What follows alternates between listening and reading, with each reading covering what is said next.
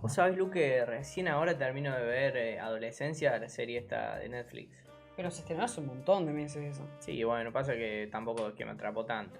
A mí, yo la vi apenas salió toda porque me atrapó mucho al principio. Estaba casi segura de que la policía se estaba equivocando de Sí, casa. bueno, es que es medio difícil porque, qué sé yo, son pibes, son casi nenes que por ahí uno los asocia con que son inofensivos, con que es con inocencia.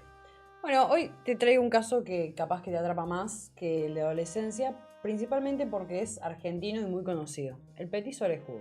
Famosísimo el petiso orejudo que incluso, ¿sabes? Tiene una película, El Ah, Niño mira. de Barro, del año 2007. Bienvenidos a todos a una nueva ronda de cóctel criminal. Espero que estén bien, que se pongan cómodos, que se sirvan el trago de su preferencia y que nos acompañen. Hoy tenemos un programa muy especial, un criminal muy conocido de la historia de nuestro país y antes de empezar le vamos a recomendar que nos sigan, se suscriban a nuestro canal, nos sigan en todas las redes como @somosbermud, nos den like en el video y que comenten en la caja de comentarios acá abajo si tienen algún caso particular que les gustaría que tratemos, así nosotros nos vamos organizando.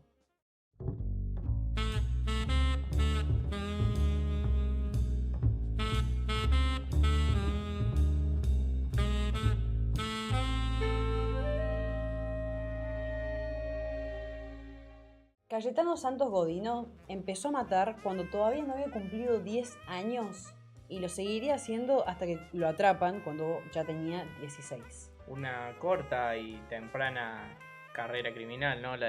Probablemente el asesino más famoso del país. Completamente. Nació en Buenos Aires el 31 de octubre de 1896 y era hijo de Fiore y Lucía Godino, que eran dos calabreses que habían llegado a Buenos Aires un poco más de una década antes de eso.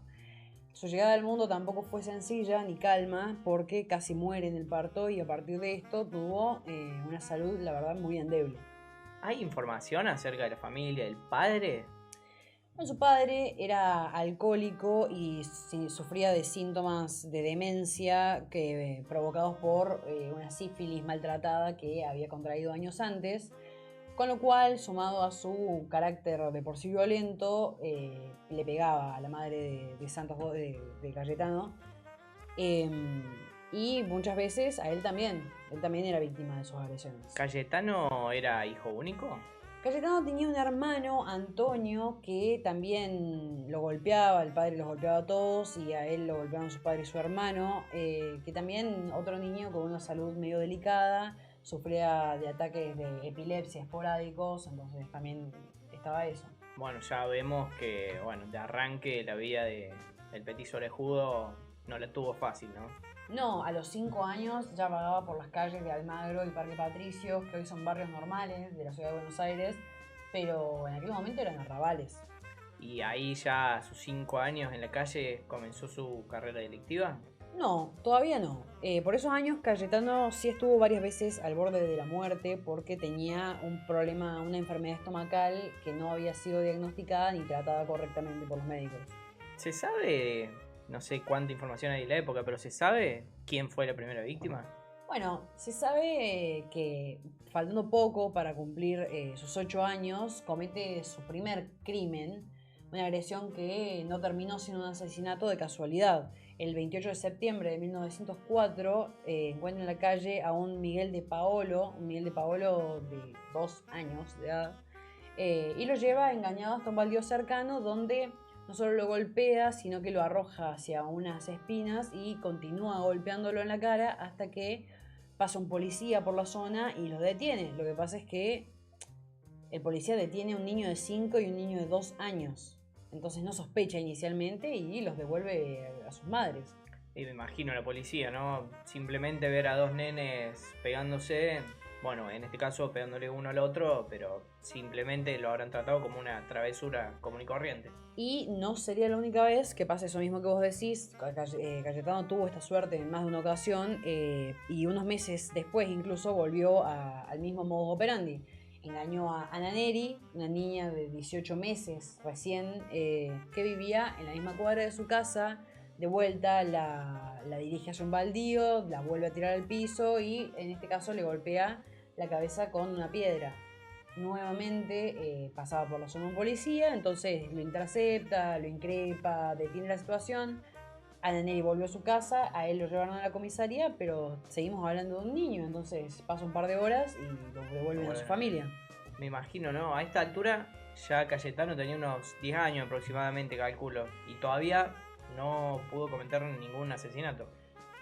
Eso es correcto hasta el 29 de marzo de 1906, cuando se da su primer asesinato. Cuando sus intentos homicidas que venía perpetrando hasta el momento tienen éxito. El modo operandi, esto lo vamos a ver durante todo el caso, siempre el mismo. O sea, alguien más chico, con engaños, siempre una persona de posición más débil. Invita a jugar a María Rosa Fase, de 3 años de edad. La conduce hasta el mismo sitio baldío y intenta estrangularla. No la mata en este acto, pero la deja inconsciente y procede a enterrarla en una zanja y cubrirla con latas. Este caso es muy particular porque nadie se enteró de que había sido él y nadie se enteró dónde estaba el cuerpo hasta que él lo confiesa muchos años después. Sí, esto lo he visto en la película y nunca se encontró el cuerpo, ¿no? No, es que lo que pasa es que cuando él lo confiesa y la gente intenta ir a ver el paradero del cuerpo, ya donde había un terreno baldío había un edificio, entonces ya no había nada que ver. Claro, mientras tanto, la familia de Cayetano. Bueno, Fiore Godino no desconocía el carácter conflictivo de su hijo, por lo menos, no sé si no estaba al tanto de la extensión, pero sí sabía. Y tenía un comportamiento que molestaba a los vecinos, recibía quejas constantemente. Menos de un mes después de este suceso criminal, él encuentra a su hijo ahorcando sus gallinas y matándolas. Me imagino lo que debió haber hecho, ¿no? Ya con lo que me contabas antes, que sufría abuso de parte de su padre.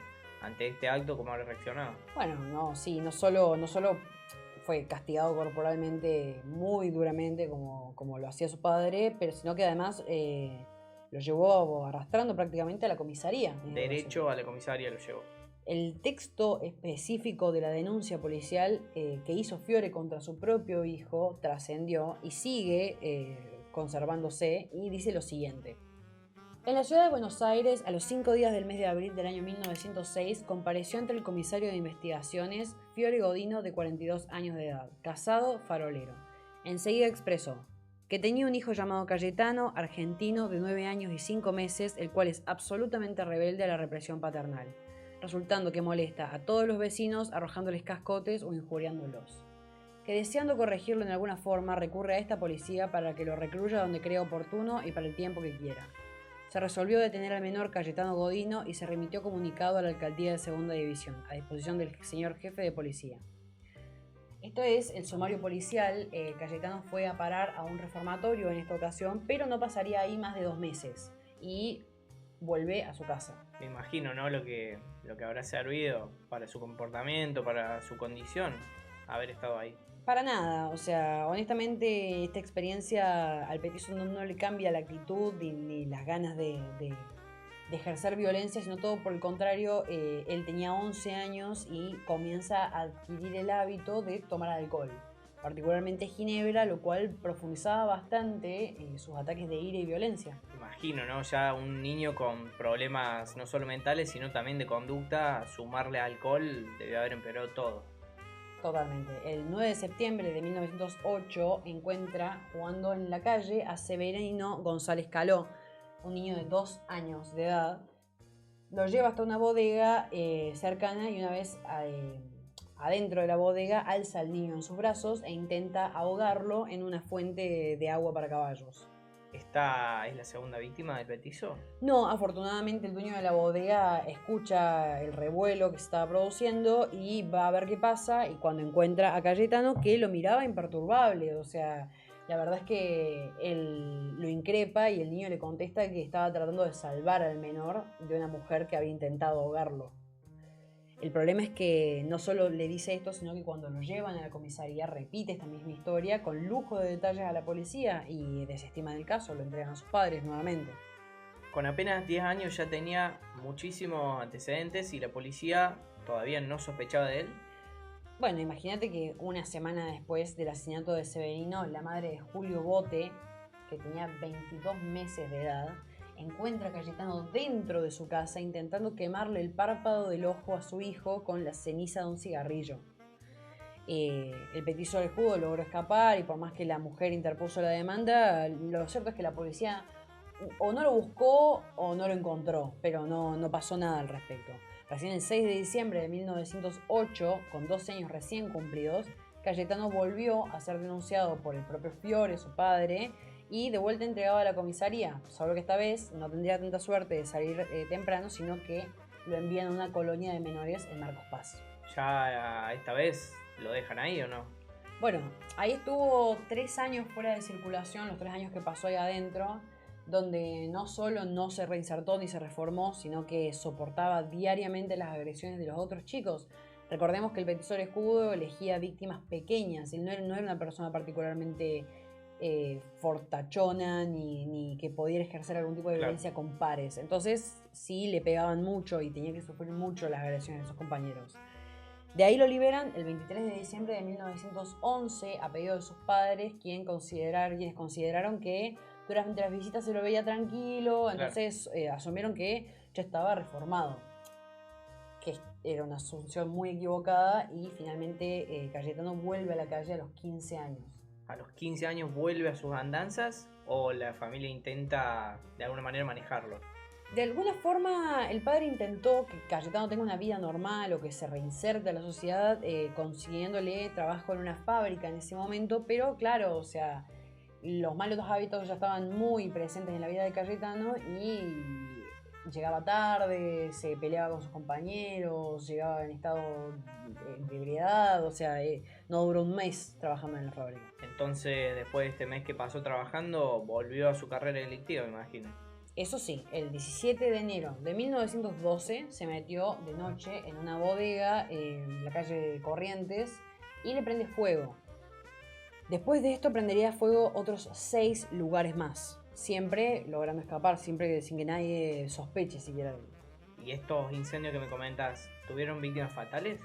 No, estos incendios no, pero no pasaría mucho hasta que cometiera el primer asesinato del año, el 26 de enero, cuando lleva a Arturo La Aurora, de 13 años, a una casa abandonada y procede a estrangularlo con una soga.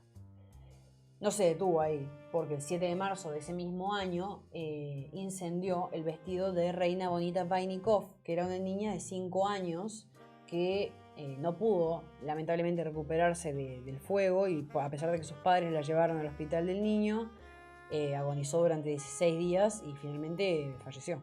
Esto lo he visto en la película, en El Niño de Barro que te comentaba al principio.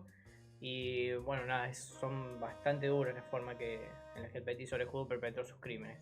Claro, a partir de entonces se da una seguidilla de intentos de homicidio frustrados en la cual no lo atrapaban, pero tampoco llegaba a concretar ninguno de estos intentos.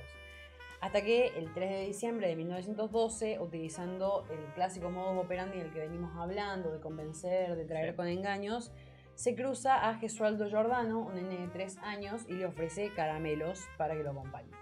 Sí, este caso se ve en la película y bueno, lleva a Gesualdo a un galpón donde lo estrangula, donde lo palicea hasta dejarlo inconsciente. No satisfecho con esto, toma un clavo y un martillo y le perfora la cabeza. Bueno, es así mismo como sucedió la historia oficial. Luego de cometer el hecho, incluso saliendo de esta situación, se cruza con el padre de la víctima que le pregunta si ha visto a su hijo, un niño de tales características, a lo que él responde que no.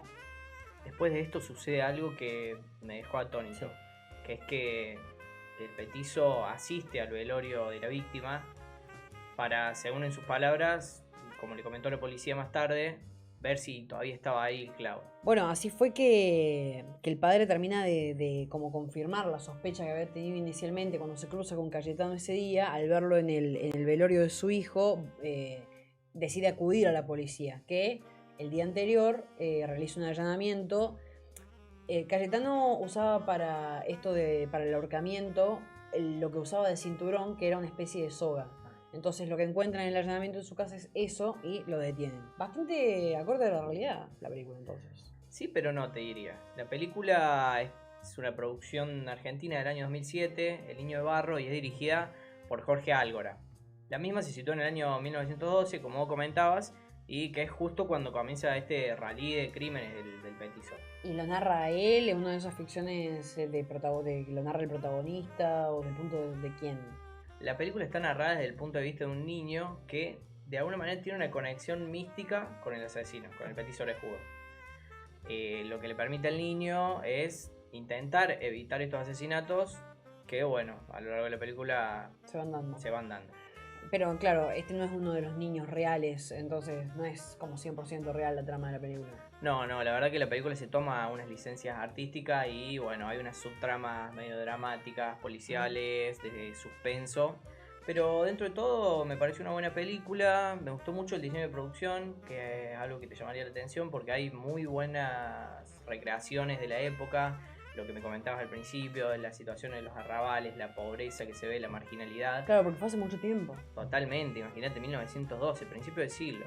Y con lo de las caracterizaciones, el petizo, porque era una persona muy particular, ¿qué tal está? Totalmente. Bueno, el petizo es interpretado por Abel Ayala, conocido actor argentino, que nada, me parece que hace un gran trabajo y que nada, retrata al petizo como un pibe totalmente marginal, con problemas mentales y bueno, que vivió situaciones de abuso.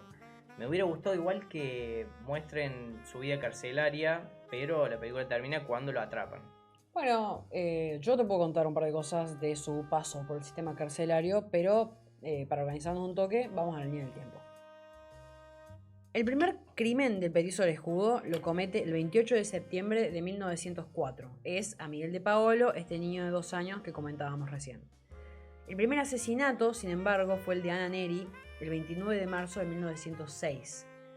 Y después tenemos el 6 de diciembre de 1908, cuando su padre lo lleva a un reformatorio, donde estuvo, como dijimos recién, 3 años.